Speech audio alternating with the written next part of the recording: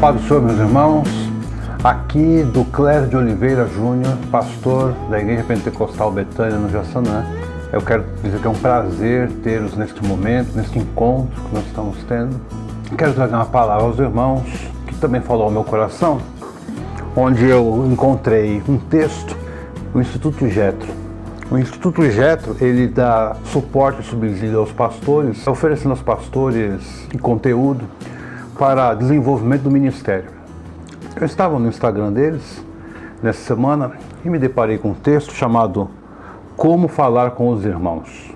Aí eu comecei a ler esse texto e me deparei com a articuladora que desenvolve esse texto, uma irmã. Ela traz uma reflexão muito interessante que eu quero compartilhar com você, baseado em Provérbios, capítulo de número 4 e verso 24, que diz assim: desvia de ti a tortuosidade da boca e alonga de ti a perversidade dos lábios. Eu tenho observado, meus irmãos, durante os anos de ministério, de acompanhamento no púlpito, a dificuldade que alguns irmãos têm, mesmo alguns irmãos com algum tempo já de fé, o relacionamento na igreja. Eles têm dificuldade de se relacionar na igreja com os irmãos. Isso traz barreira que alguns às vezes não conseguem nem entrar nos departamentos e ali ficar, se socializar. Eles têm dificuldade.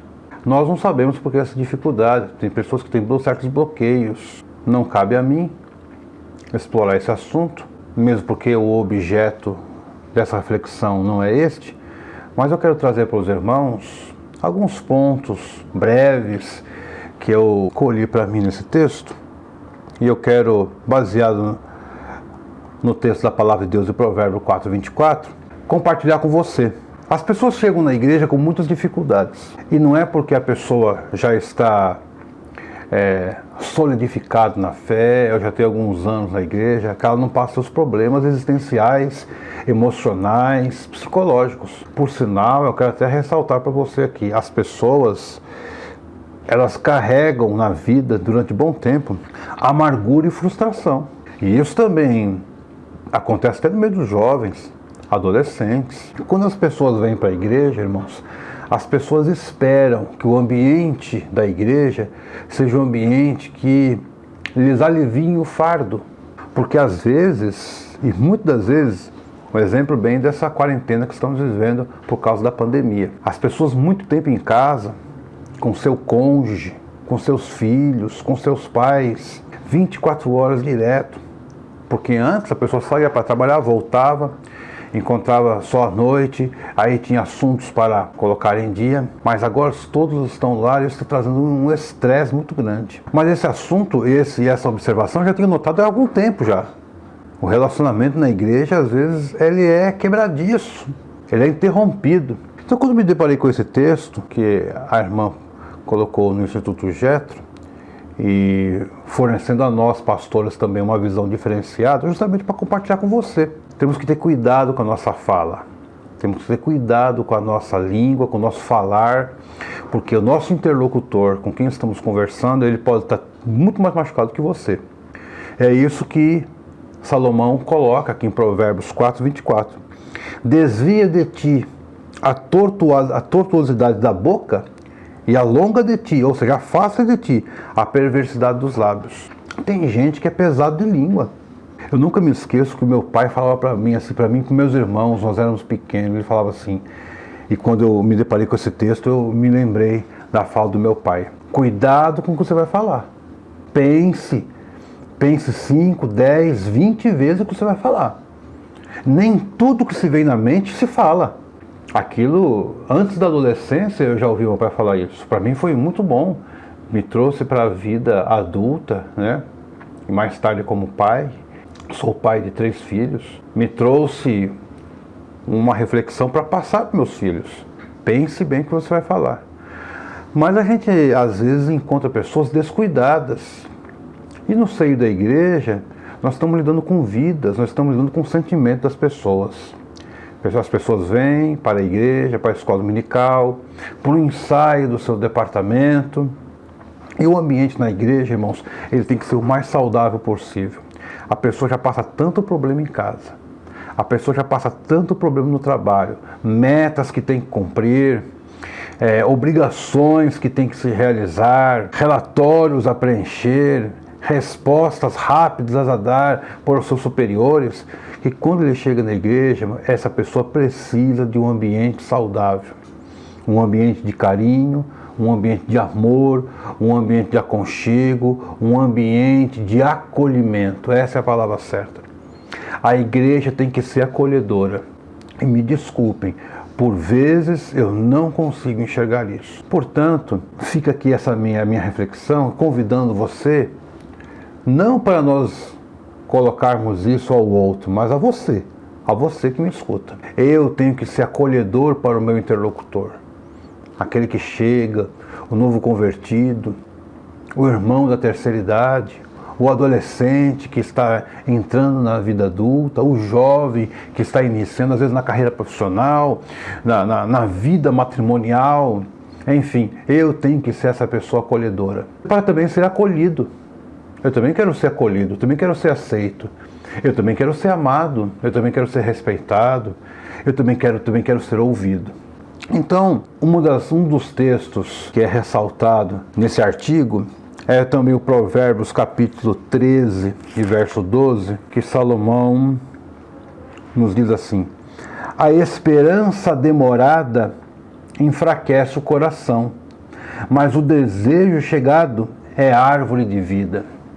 A colocação desse texto de Provérbios é justamente por causa que muitas das vezes a pessoa vem para a igreja ou está na igreja frustrado e amargurado por algum problema da vida, por algum problema que ocorreu no transcorrer da sua existência, seja no casamento, seja na vida profissional, com frustração e amargura, e não vem, aquilo não aparece, ele vem culto após culto, e muitas das vezes aquilo não acontece como ele gostaria que acontecesse, e todos nós padecemos desse mal. Tem citações bíblicas fartas em relação a isso, que muitas vezes o esperado pelo teu coração não vem. Então Salomão se expressa dizendo assim, olha, a esperança demorada enfraquece o coração, mas o desejo chegado é a árvore da vida.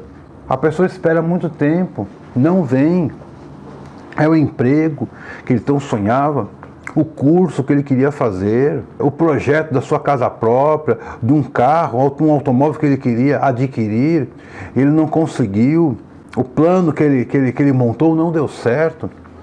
Olha o sábio Salomão colocando essa questão para nós, né? A esperança que se adia, ela usou outra versão, faz adoecer o coração.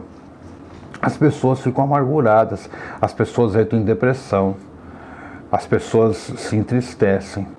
E o último refúgio das pessoas, irmãos, é na igreja.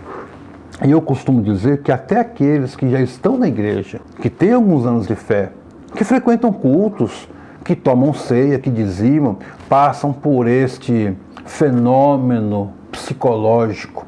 E nós temos que ter paciência com eles, nós temos que ter amor com eles, nós temos que ter compreensão. Porque, na verdade, o verdadeiro amor, como diz o apóstolo Paulo, na sua primeira epístola aos Coríntios, que também quero citar aos irmãos, também quero deixar aos vossos corações, 1 Coríntios 13, né, é o texto do amor, 1 Coríntios 13, versículo 4, que diz assim, que o amor é paciente, é bondoso, o amor não arde em ciúmes, não é orgulhoso, não é vaidoso, não é grosseiro, nem egoísta, não fica irritado, nem guarda mágoas, nem se alegra com a injustiça, mas regozija-se com a verdade. Aquele que nunca desiste, porém suporta tudo com fé e esperança e paciência. Eu usei aqui outra interpretação, a Bíblia revista e corrigida, ela tem um texto diferenciado. E para terminar, meus irmãos, alguns pontos eu queria ressaltar com você. No caso do seu interlocutor, da fala, precisamos cultivar esse ambiente de amizade na igreja, de sentar e perguntar. Às vezes nosso convívio na igreja ele é muito rápido, muito simples.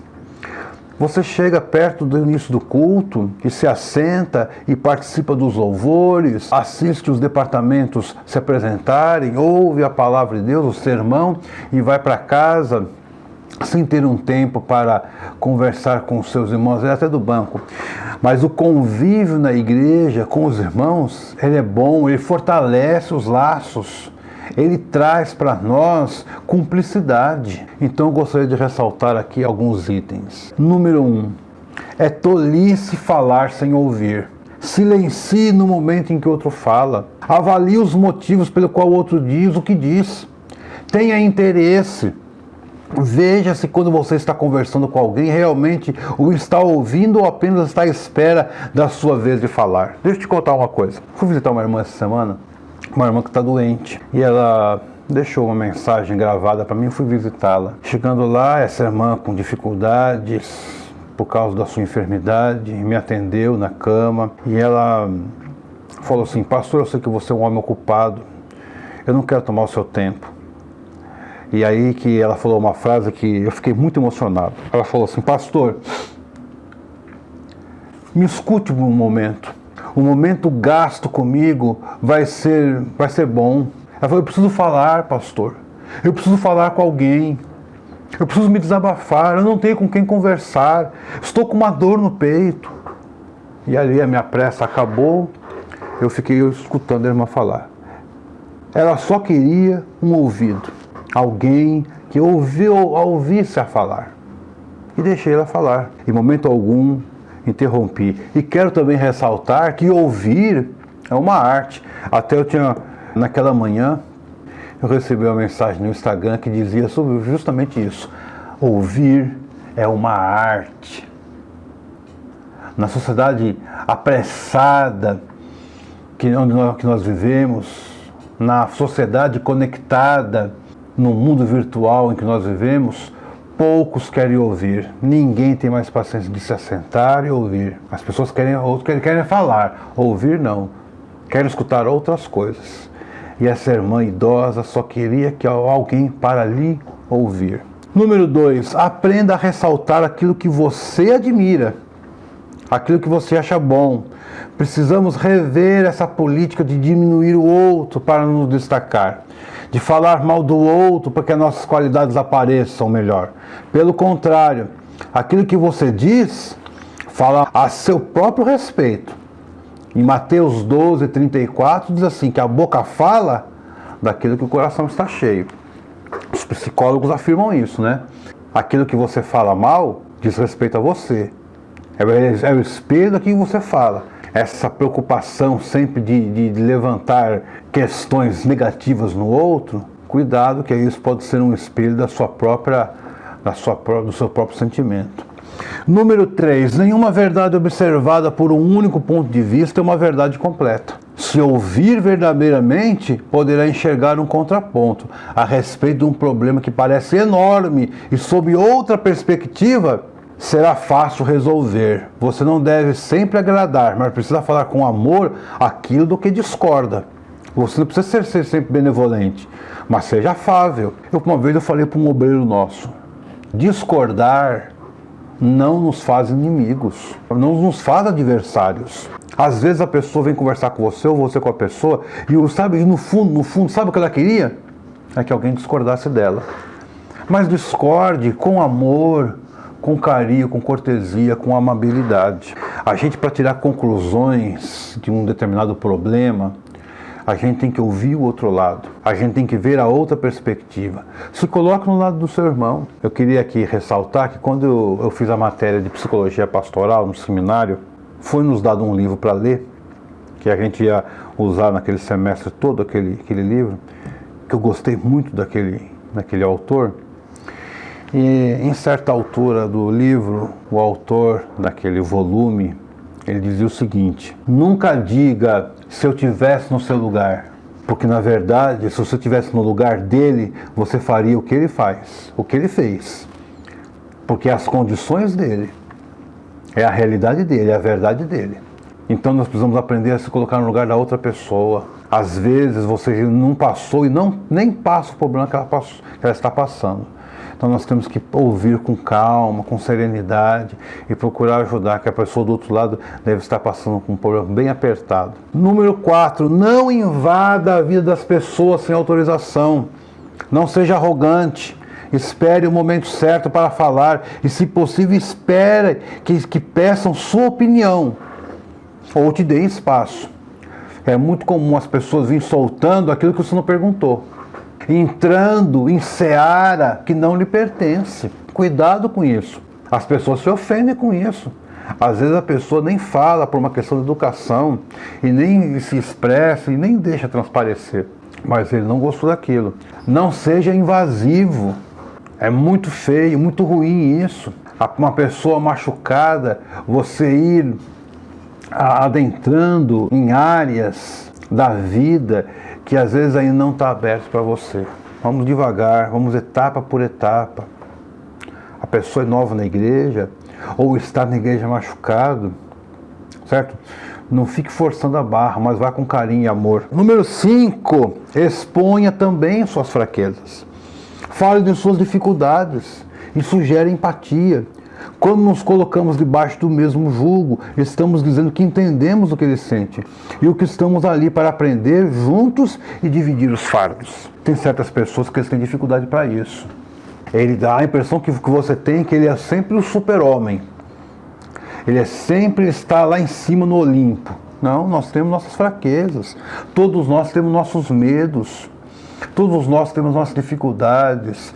Todos nós temos o nosso dia mal. Exponha para ver sua fraqueza. Olha, eu tenho esse problema, não consigo. Para nos colocar em pé de igualdade. Às vezes você é bom numa área, mas precisa de ajuda em outra. Faça uma empatia nesse serviço. Número 6, não use as redes sociais para falar de assuntos delicados. Irmãos, eu vejo tanta gente caindo nesse erro, um erro infantil, usando as redes sociais para resolver seus problemas. Não, assunto delicado, as pessoas têm muita dificuldade para interpretar textos. E sem o seu tom de voz e seu olhar para mediar esse espaço de interlocução, é muito provável que seja mal interpretado. Irmãos, o texto não tem alma. Você escreveu, não sabe como a pessoa vai interpretar. Isso pode gerar um grande obstáculo comunicativo que impeça de ter outra oportunidade para mostrar que o Senhor o tem ensinado. Nem tudo dá para escrever no WhatsApp e no Facebook. Vá lá com a pessoa, pessoalmente, olhando olho no olho, sentindo o calor da sua face e o tom da sua fala. Número 7, e uma coisa importantíssima, espere a oportunidade certa. Provérbios também diz assim, que como maçãs de ouro em salvas de prata é a palavra dita a seu tempo. Irmãos, como é desastroso a pessoa que é precipitado. Não era naquele momento que era para falar, não era naquele dia, não era naquela hora.